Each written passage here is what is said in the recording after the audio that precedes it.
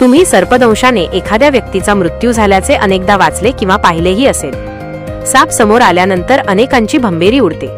अनेकदा सर्पमित्र साप समोर आल्यानंतर काहीही हालचाल न करता स्थिर उभं राहावं असा सल्ला देतात। मात्र साप समोर दिसला की अनेकांना आता आपला मृत्यूचा जवळ आल्याची भीती वाटते आणि मग त्यातून धावपळ किंवा त्याला मारण्याचा प्रयत्न केला जातो।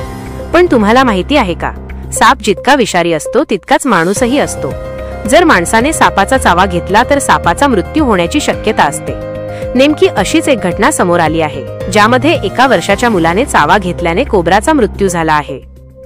एखाद्या लहान मुलासमोर कोब्रा आला तर घरातील सर्वच जण घाबरतील, पण लहान मुल असल्याने त्याला तो साप आहे की खेळणे हे कळणार नाही। नेमकी अशीच घटना बिहारमध्ये घडली आहे। यावेळी सापाला खेळणे समजून कोब्राचा चावा घेतला असता त्याचा मृत्यू झाला। मूल अंगणात खेळत असताना कोब्रा वारंवार त्याच्या हाताभोवती येत होता।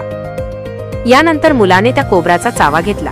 मुलाने चावा घेतल्यानंतर कोब्राचा मृत्यू झाला। गोविंदा असे या मुलाचं नाव असून तो बेशुद्ध पडला होता। त्याच अवस्थेत त्याला रुग्णालयात नेण्यात आले होते। स्थानिकांनी दिलेल्या माहितीनुसार साप खूप जवळ आला होता, यामुळे कदाचित बाळाला त्रास होत असावा।